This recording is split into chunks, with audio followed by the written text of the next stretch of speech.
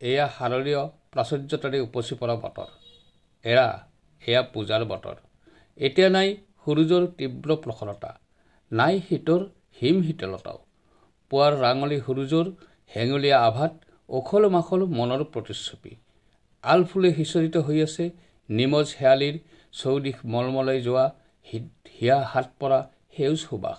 এৰা হয়তো শৰত আহিছে অতি গোপনে, মনৰ কলুসুতাবোৰ মুচি নিয়াৰ গভীৰ প্ৰয়াসেৰে। চঞ্চলা মনত উত্তাল লহৰ, যেন অশান্ত সাগৰত উৰ্মিমালাৰ প্ৰচণ্ড ধুমুহা। দূৰৈৰ পূজাথলীত হোৱা দেৱীৰ অৰ্চনা, যা দেৱী সৰ্বভূতেষু শক্তিৰূপেণ সংস্থিতা। এই দুৰ্গা শব্দটো সংস্কৃত শব্দ দুৰ্গ শব্দৰ পৰা উদ্ভৱ হোৱা বুলি কিছু লোকে ক'ব খোজে। দুৰ্গ শব্দৰ অৰ্থ হ'ল বাধা বা সুৰক্ষিত ঠাই। সেয়ে হয়তো দেৱী দুৰ্গা অমংগল নাশৰ এক মূৰ্ত প্ৰতীক। মহিষ মৰ্দিনী দশভুজা দেৱীৰ 10খন হাতে আকৌ 10টা দিশৰ প্ৰতীক বুলি পণ্ডিতসকলে ক'ব খোজে। অৰ্থাৎ বিঘিনি দুৰ্গাৰ প্ৰভাৱ 10টা দিশৰ ওপৰতে আছে। ত্ৰিনয়না দেৱীৰ 3টা চকুৰ বাওঁ চকুতে চন্দ্ৰ অৰ্থাৎ ইচ্ছা, সোঁ চকুতে সূৰ্য অৰ্থাৎ কাৰ্য আৰু মাজৰ চকুটোৱে অগ্নি অৰ্থাৎ জ্ঞানক সূচাইছে বুলি পণ্ডিতসকলে ক'ব খোজে। সিংহ দেৱীৰ বাহন। সিংহ হ'ল ক্ষমতা আৰু প্ৰবল ইচ্ছাশক্তিৰ মূৰ্ত প্ৰতীক। সিংহৰ ওপৰত অভয় মুদ্ৰাত দেৱীৰ অৱস্থানে সাহস তথা ভয়হীনতাক সূচায়। তেনেদৰে দেৱীৰ হাতত থকা শংখই দৃঢ়শক্তি, ওম ধনুকাৰে সৰ্বশক্তি, ব্ৰজই দৃঢ়তা, অৰ্ধ বিকশিত পদুমফুলে নিশ্চিত বিজয় বুজাইছে বুলি পণ্ডিতসকলে বিভিন্ন সময়ত কৈ আহিছে। সেইদৰে সুদৰ্শন চক্ৰই সমগ্ৰ ত্ৰিলোকৰ ওপৰত দুৰ্গাৰ প্ৰভুত্ব, তৰোৱালে জ্ঞানৰ তীক্ষ্ণতা আৰু ত্ৰিশূলে সত্ব, ৰজ আৰু তমক সূচাইছে।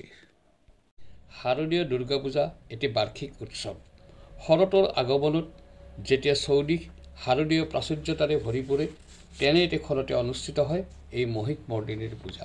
শক্তিৰ অধিষ্ঠাত্ৰী দেৱীৰ উপাসনা আৰু অসুৰ নিধনৰ মহাযজ্ঞৰে সমাজৰ পৰা অপশক্তিক নিঃশেষ কৰি শান্তি স্থাপনৰ আসৰ চলে এনেখনতে।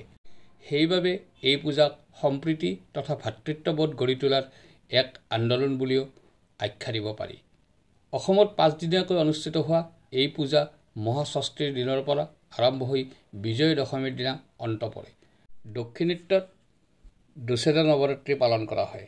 আনহাতে উত্তৰ ভাৰতত 10 দিন ধৰি দুসেৰা উৎসৱ পালন কৰা হয়। তেনেকৈ কাশ্মীৰত চাৰিকা, মহীশূৰত চামুণ্ডেশ্বৰী হিচাপে দেৱী দুৰ্গাৰ পূজা অৰ্চনা চলে।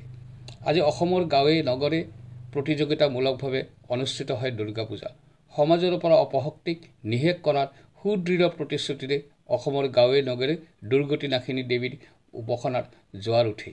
ভেদাভেদ পাহৰি নিকা মনেৰে একত্ৰিত হোৱা জনগণৰ কণ্ঠত আজিও ভক্তিভাৱেৰে উচ্চাৰিত হয়, যা দেৱী সৰ্বভূতেষু শক্তিৰূপেণ সংস্থিতা, নমঃ নমঃ নমঃ নমঃ। শেষত সকলোলৈ এই শাৰদীয় দুৰ্গা পূজাৰ হিয়াভৰা শুভেচ্ছা জ্ঞাপন কৰিলোঁ। ধন্যবাদ।